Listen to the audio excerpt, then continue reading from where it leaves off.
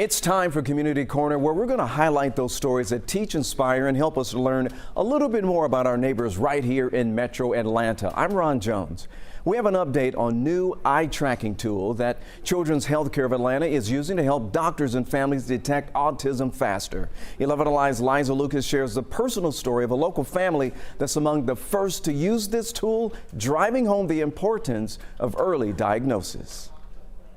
What seems a simple white folder, for the Britt family, a symbol when everything changed for their son. Dawson is amazing. He's our little clown in our family. We call him the mayor of everywhere he goes. He is awesome. Awesome Dawson. From the time Dawson was little, life seemed pretty typical. He would do touchdown and put his hands up, go dogs. He could name a lot of things and he was very interactive in that way. And then all of a sudden he wasn't. When Dawson lost his words, his family searched for answers, finding a clinical trial with Marcus Autism Center. Dawson was 3 when we found out about the trial. At that point, we couldn't find anywhere to see Dawson, so we were open to anywhere. It was a chance to test a new tool, but with the chance came heavy news. We got that Dawson,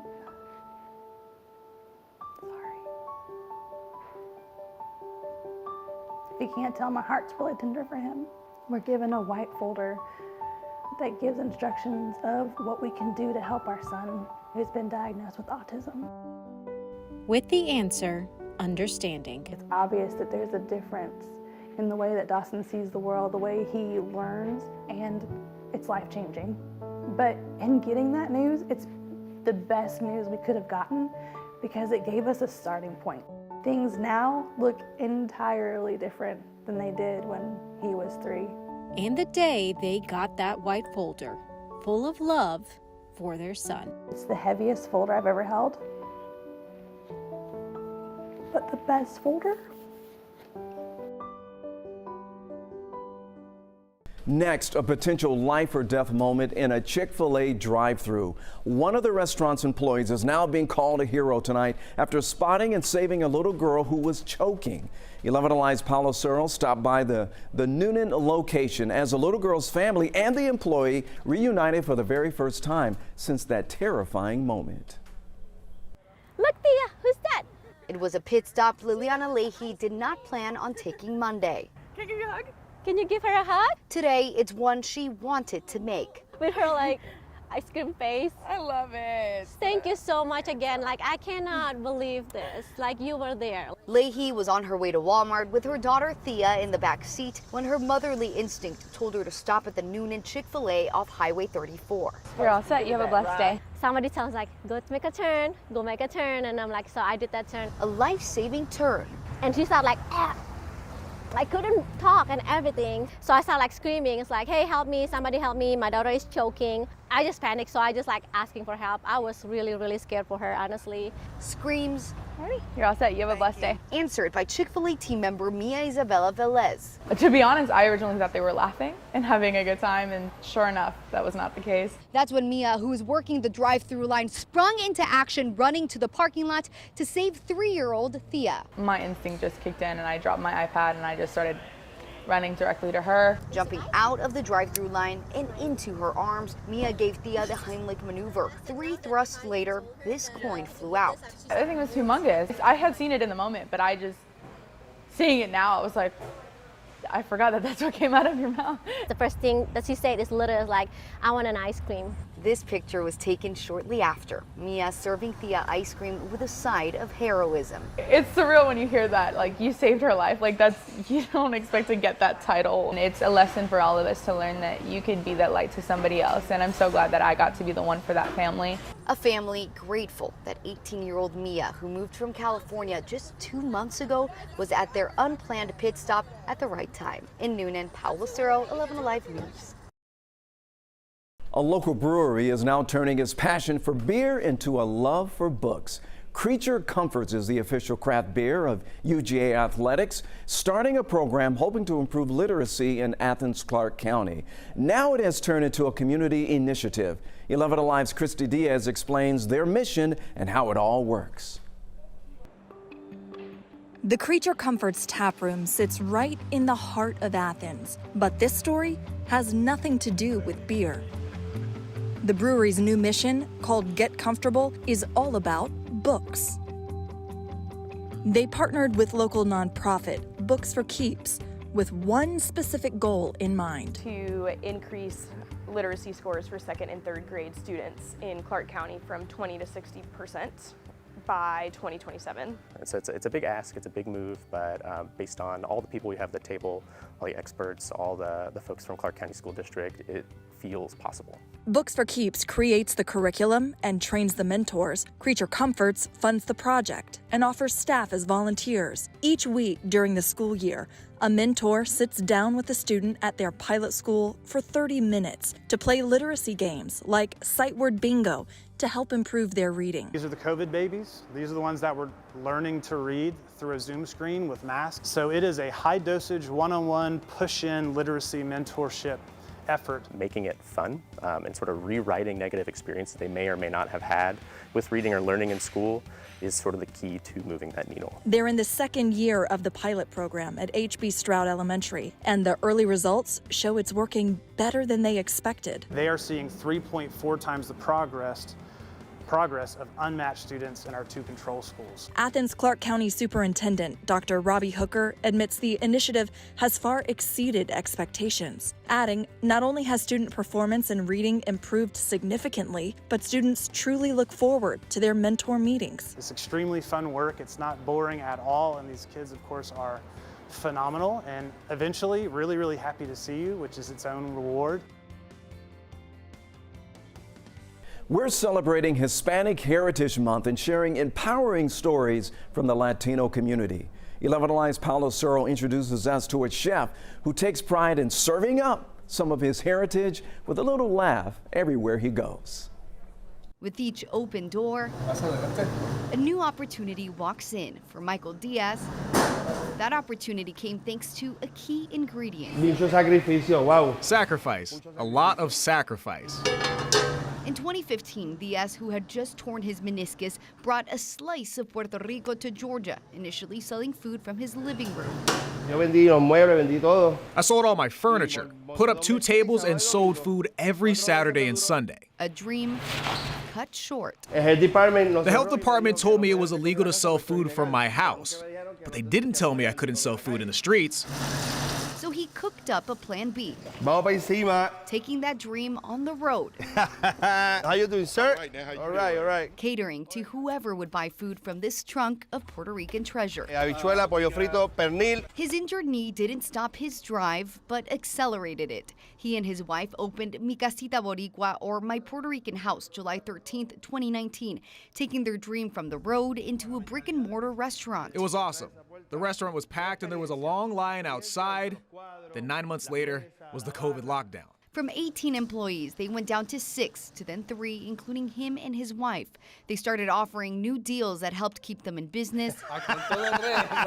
And he met Rafet Morales. When they opened and I came here, I felt like I was in Puerto Rico. And as soon as the food touched my mouth, I said, this is it. This is the place I have to buy this restaurant. Morales, who's also Puerto Rican, helped cook up Diaz's Plan C.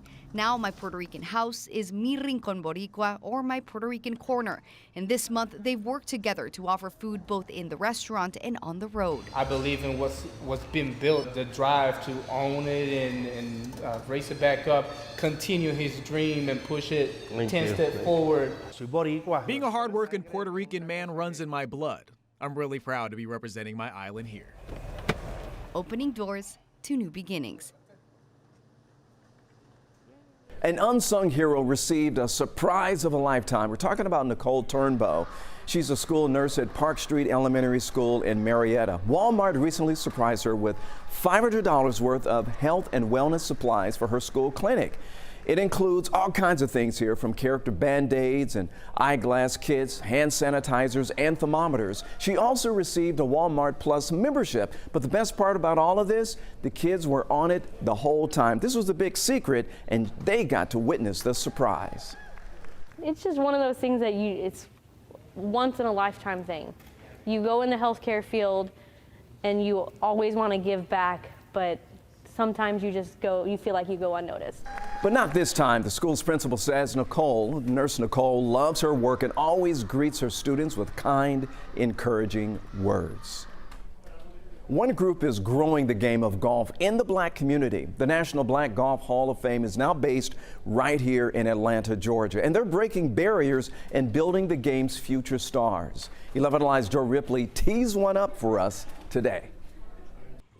Every drive, pitch, and putt gets Vincent Coleman closer to the hole and to his goal. To make it to college, do my best in college, and give the pros a shot. At Johnny White Golf Course in Southwest Atlanta, the sights never get old, even after 5 years. The 17-year-old takes in the scenery before he takes a swing. I like it when it's quiet. So when I come out here, I hear nothing. I just let my mind be free. I'll come here when I have ups and downs and always leave with a smile. Jeff Donovan manages the 40-acre 9-hole course.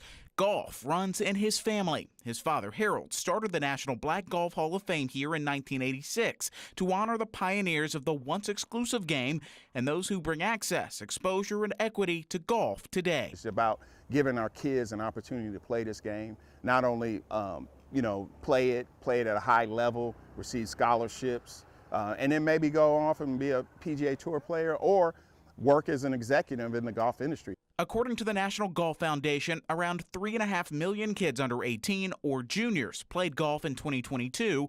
More than a quarter of them were non-white. That number has grown sixfold in the last 20 years. Golf has given me so much, and I want to give it back to the kids that look like me. Looking to inspirations like Tiger Woods and Brooks Koepka, and even his golf pro, Jeff Donovan, Vincent Coleman pushes past the barriers. Finances, people, they always think, oh, well, play basketball or play football. I wanted to switch it up. In switching it up, Vincent found success. In 2021, he was on Woodward Academy's region champion varsity golf team, and he continues to chip away at his goal. Life lessons, and the biggest one is to stay calm. One swing at a time. In Atlanta, Joe Ripley, 11 Alive News. A little boy might be cheering the Braves a little bit louder than anyone else. We're talking about 11-year-old Cooper Murray, who is a super fan of the team, and he's been working with the players on an incredible mission. As 11 Alive's Caitlin Ross reports, he is now aiming to throw out the first pitch at every single MLB stadium in the country to share his message, but his love is for Atlanta. All right, should we do some pitching? Cooper Murray is pitching it in. Yeah. And throwing for home. Keep your eyes on Dad, remember? The 11-year-old found his home with the Murray family in 2016. Boom. Their family inspired to adopt Cooper. Follow all the way through. After their first biological son was born with Down syndrome. I was so scared. I actually remember in the delivery room Googling Down syndrome on my phone. That fear turned into purpose for the Murrays. Woo! And their sons. I was holding Coop, and Nash saw him, and he threw the rope out of the way and came running up and was saying, "My Cooper, my Cooper." Cooper's name in lights for their family ever since. Now pitching, Cooper Murray. Yeah, buddy. Give him a good wave. Coop is a showman, and so it's meant to be that he's on the big stage. It's a magic trick. Now he's taking center stage. Already. Let's go to Truist. Throwing out the first pitch to the Braves. Let's give Cooper Murray a big hand. That's a very special thing, but there is something much, much bigger that's happening here. That perfect ball across home plate, a pitch to get other kids home safe. They just need a family to answer that call. And that's the whole purpose. That's the reason why Coop's doing this, is to help kids like him get adopted. That's what I'm talking about. Woo! For each first pitch, Cooper is batting for another kid in foster care. Nice pitch, bud. Who just wants a home, like 11-year-old Tragan in foster care in Atlanta. There's a family out there that's going to see this, that will see this young man, and they'll feel that feeling that I've felt before. These wins. Good heat. A reminder of what their family lost. You're like it backwards. When they chose to adopt Cooper. That other little boy was so close to getting adopted. And I had to tell him no, right? I had to say, I'm sorry. And that still is a driving force for the work that I'm doing. Yeah, that was good. This game helping them reach that goal. Perfect. Look at what happens when a little guy gets a shot to be able to have a family. Give me a hug. Good job. You're awesome. Cooper is playing for home.